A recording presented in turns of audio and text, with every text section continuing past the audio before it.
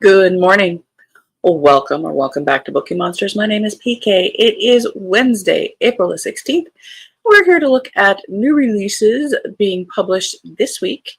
And every day of the week, we look at a different genre. On Wednesdays, we look at romance books. Cajun says, "Morning, everyone. My days are so confused," because she has some days off. "I woke up and thought it was Sunday. Hope I remember to log into work tomorrow." If it's romance, it must be Wednesday. I completely understand, but at least you are enjoying your time. Good afternoon, Helen. How's it going over there? Quick announcements. I don't have any sprints tonight. I don't do them on Wednesday nights. Our next sprints are tomorrow night at 8 p.m. Eastern. Let's jump into love. This one's first because I think the cover's pretty. Greek Secret by Francesca Catlow. Francesca. I always thought that was a fancy name. When Ruby arrives in Corfu, as one does, she's greeted by a sparkling sea, hot sand, and a new future. She's ready to learn the trade at her Aunt Hazel's taverna, and she's certainly not going to be distracted by Yanni, her handsome colleague, no matter how much they are drawn to each other. Because getting close to someone again means facing up to her past and the reason she was so desperate to get away from home in the first place. But can she let go of the secrets holding her back, take a risk, and put her trust in Yanni? And could making a new life for herself in Corfu finally bring her the happiness she deserves?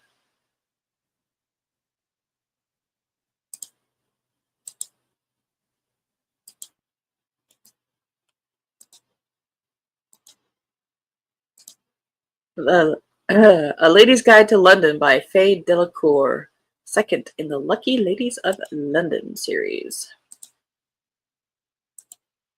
And Cajun says, "Afternoon to Helen back." La la la la la. Della Danby is determined to prove she's more than just a flighty heiress riding on her parents' money to get through life. When her closest friend and business partner finds her hands full with a new baby, Della takes the opportunity to shoulder more responsibility at their ladies' gambling club and secure their financial stability, and she has the perfect idea to drum up new business by adding their club to a popular guidebook of local attractions. Gambling ruined Viscount Lyman Ashton's life and his Gambling ruined Viscount Lyman Ashton's life and his marriage. He has no intention of putting a new club in his guide, nor of getting involved with its intriguing and energetic proprietress. But when Della refuses to take no for an answer and approaches his publisher with a plan to write her own book of attractions for ladies, Lyman reluctantly agrees to collaborate with her in exchange for the money he so desperately needs to pay his debts. As they grow closer, Lyman finds himself falling for Della, even though his past could jeopardize her reputation. But if they can ever have a future together, Della may have to choose between the club she's worked so hard to build and her chance at love. Historically, there's so much wrong with that. But don't pay attention to that.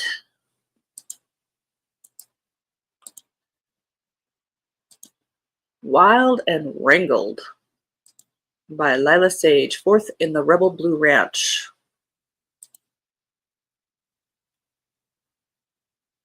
Sounds like this might be the last in this series. Maybe. Camille Ashwood had always loved a plan. Her latest was her best yet. She was going to get married so she could secure her daughter's future, get her overbearing parents off her back, and finally start building her own life in small town Meadowlark, Wyoming. Easy, right? But when her groom doesn't show up to the wedding, Cam's life is turned upside down. She doesn't even have a place to live. That is, where was she before the wedding? That is, until she finds out the house she's loved since high school is available to rent. There's only one problem: the neighbor. Dusty Tucker, because everybody in Wyoming is named that, has spent nearly all of his adult life running. Running from what, though? More like who? Cam Ashwood. But ever since he returned home last year, the girl who was his first, well, everything, has become a woman, seemingly determined to keep him at arm's length. And he was okay with that. At least that's what he kept telling himself.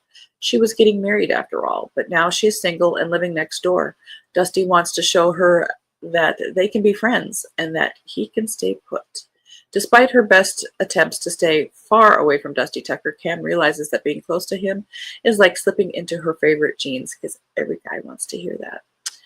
Easy, comfortable, that is until past wounds start to open and feelings, both old and new, wreak havoc. Nearly 10 years after they first met, Dusty and Cam begin to wonder if their first love could also be their last. And this time, will it be forever? And he has 70s hair, which is not really a bad thing.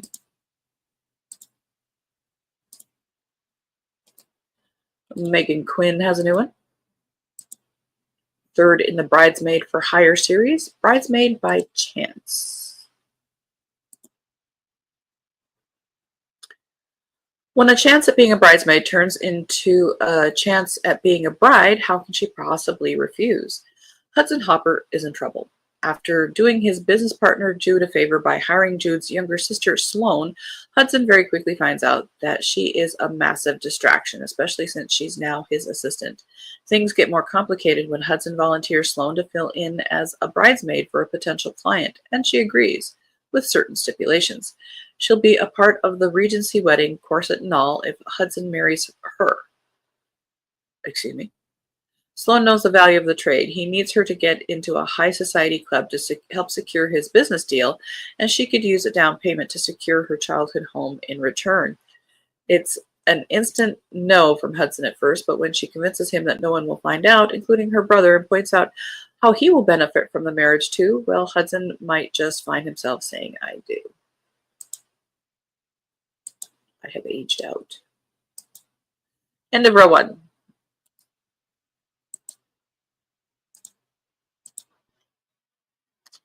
Arrows and Apologies by Sav R. Miller, fourth in the Monsters and Muses series. Her rejection only makes him want her more. Whatever happened to No Means No? Mayor Alistair Wolfe had one job. Can you tell the difference in the names? His last name is Wolfe, so he's going to be very aggressive, very alpha male, whereas the other ones, Tucker, Hopper, and things like that, they are not. Mayor Alistair Wolfe had one job: hire a new assistant, preferably someone who would look good in the position and not cause any scandals. At least that's what the criminals funding his career want. He definitely wasn't supposed to blackmail his one-night stand into working for him, especially considering that she's a blue-haired, tattooed thief with an attitude. Cora Astor wasn't looking for a relationship. She wasn't even really looking for a job, but having an in with the mayor of the island where her brother went missing seemed like a good idea, because there's always that hook. She didn't expect her new boss to be the hot British stranger she hooked up with the night before her interview, or for him to be so brazen with his desires. Now, despite her disdain for the dirty politician, she's entwined their lives so tightly that escape seems unlikely. Sorry, grammar police, adverb division. Not that he'd let her go without a good chase.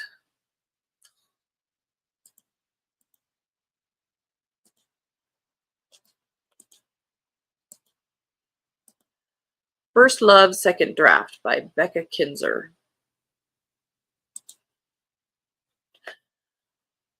She's a romance writer.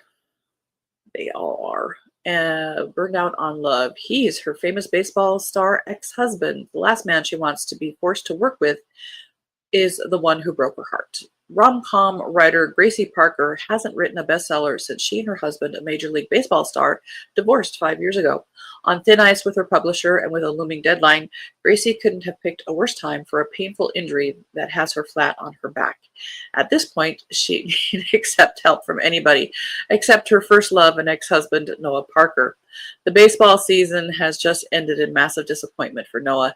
He's facing the stark reality that he gave up everything for a career that's let him down, and that it might be too late to get back the one person he should have held on to. Honey, there's always broadcasting. So when Gracie's nephew calls saying Gracie's looking for a tenant for her next door rental, it feels like it's meant to be. All Gracie cares about is turning in her manuscript on time, which is directly at odds with Noah's attempts to win her back, even if she is slightly charmed by his kindness. Slightly charmed. But can people ever really change? Then Noah throws a curveball that could give Gracie the extension she needs, but it will mean working directly with Noah, something she's not sure she can face. With no other choice and everything on the line, Gracie must decide if it's too late for a second draft of her own love story.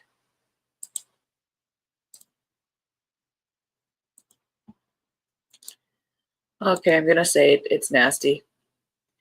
You know, the injury or whatever she has is making her be flat on her back. And ex-husband, well, let me help you with that romance department. You're already there. Ah! Sorry, had to. Let's get to some clean medieval times.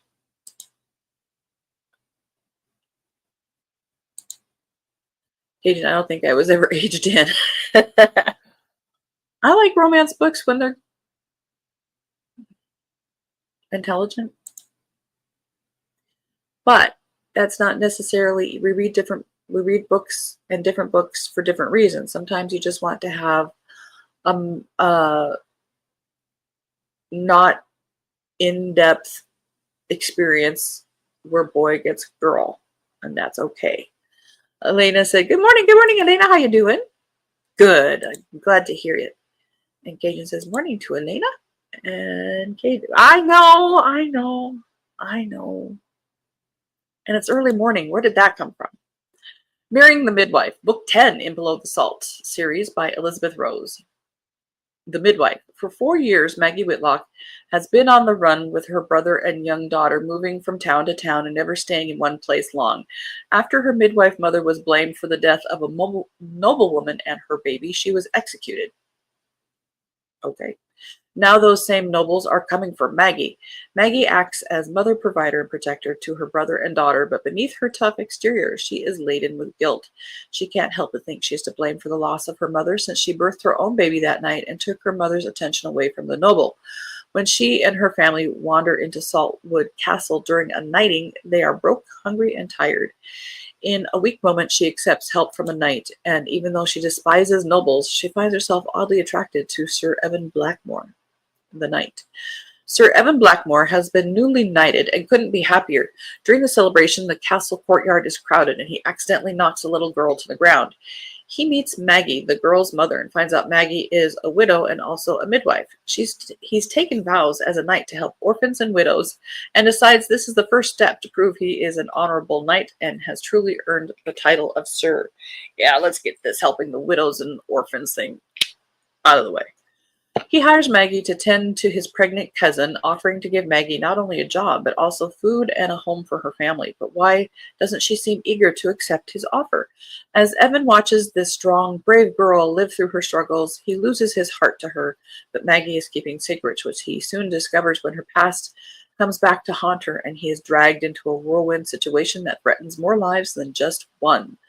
Can a woman on the run stop longing enough to face her true feelings for a knight, although she despises nobles and swore she would never trust them again? Love has no bounds, but marriage has rules. A noble must never wed anyone below the salt. Oof.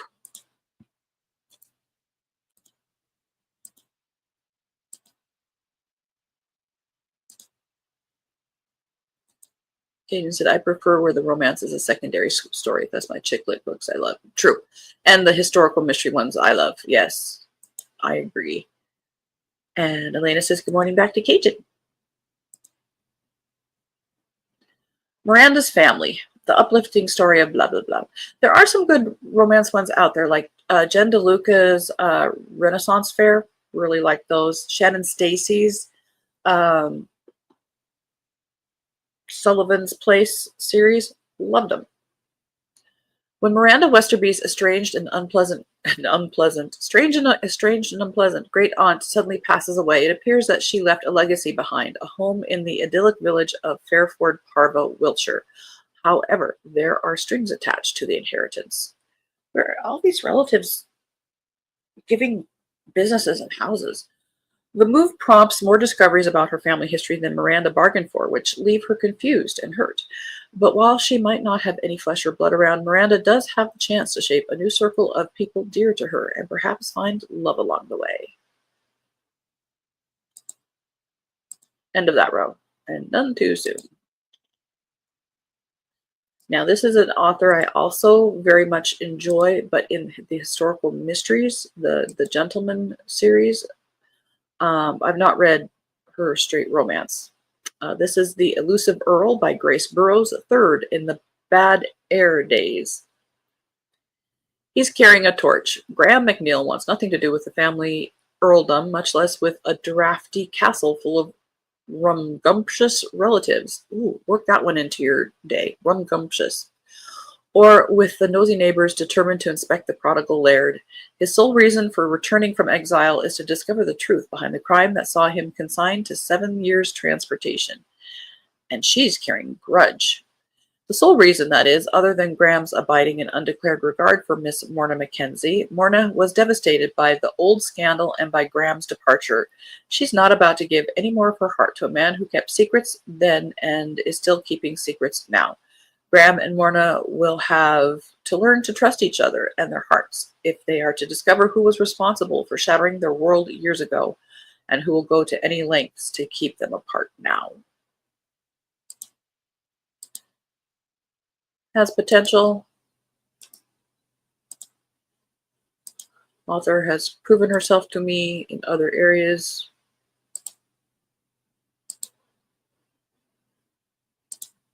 What If I Never Get Over You by Paige Toon. 3 days to fall in love, 6 years to try to forget. Oh, that sounds like a Vegas trip. Ellie didn't expect to fall in love while interrailing through Europe, but she also didn't expect to meet a man like Ash. 3 blistering days in Lisbon is all it takes to form an unforgettable connection, a bond deep enough for them to scrap their itineraries and plan to meet again in Spain. But Ellie arrives late and Ash is nowhere to be found. Yes, news you lose. 6 years later, Ellie has landed her dream job working as a gardener for a Viscount and Viscountess on their sprawling 500-year-old estate in Wales. She finds peace amongst the towering topiary hedges and colorful gardens, but her idyll is shattered when Ash crashes back into her life.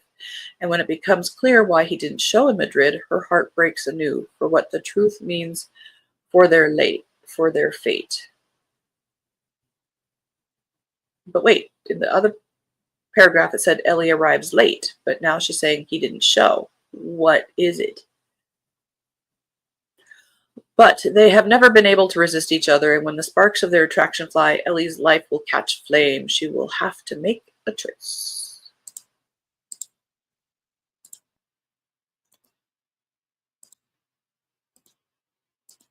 The Voice We Find by Nicole Deese, third in the Fog Harbor romances. Sophie Wilder returns home to California with nothing more than a failed Broadway career and a geriatric cat. Stuck working at the family winery with her egotistical brother and desperate for a way to revive her acting dreams, she takes a side gig as an audiobook narrator with Fog Harbor Books. But getting mixed up in the life of her reluctant sound engineer was never a part of her plans. That actually sounds kind of interesting. August Tate is still reeling from taking on guardianship of his teen sister, determined to find a solution to her degenerative hearing loss and to prevent his private recording studio from going under. He agrees to produce audiobooks part-time. When Sophie breathes new life into his creativity and forms an unexpected bond with his sister rooted in their common faith, he must confront the reasons he turned away from his own or risk losing the second chance he's only just started to believe in.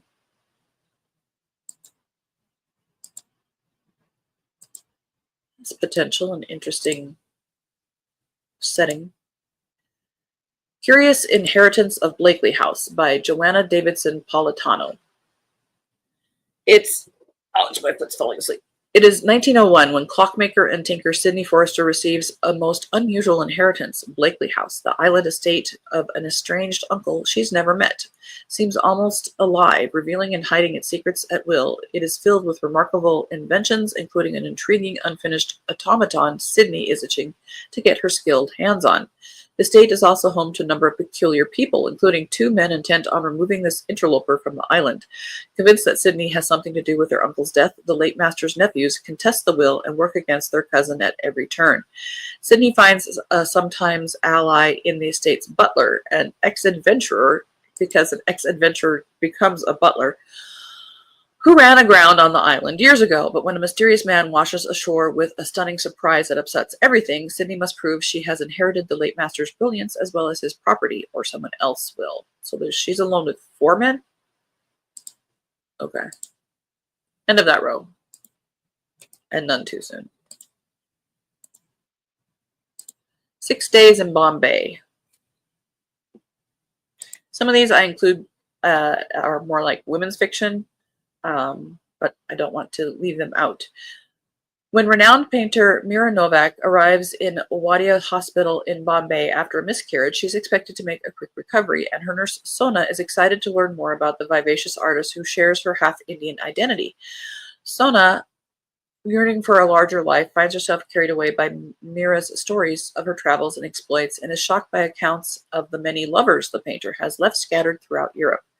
When Mira dies quite suddenly and mysteriously, Sona falls under suspicion, and her quiet life is upended.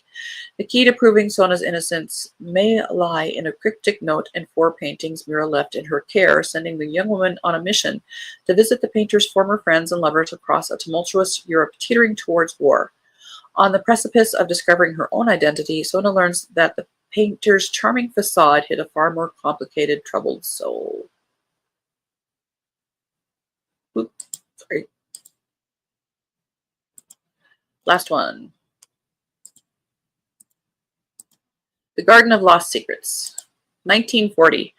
Stasia always found comfort in the idyllic French countryside where she spent her childhood summers roaming the gardens of an old chateau and finding inspiration for fairy tales full of bravery and adventure. But these days are much darker, and with Nazis storming across Europe, she soon finds herself one of the most hunted agents of the resistance. The only safe haven she can think of is Chateau de Montesser, but she's about to discover that it may be the center of her biggest mission yet. Present day, when Isabel purchases a crumbling chateau in Rouen, it's not just a renovation project. It's a chance to reconnect with her sister Emily, the only family she has left. What she uncovers instead is an intriguing mystery. As the siblings piece together the incredible truth behind the books written by their great-grandmother Stasia, they discover an exciting story of courage in the face of treachery and an explosive secret that will change everything they believed about their family. And that is the end of our romance books. That's the end of our time. All right. Tomorrow we will be looking at fantasy and science fiction. Oh, I have a sneeze. Thank you guys for watching today. If you're watching now, if you're watching later, thank you.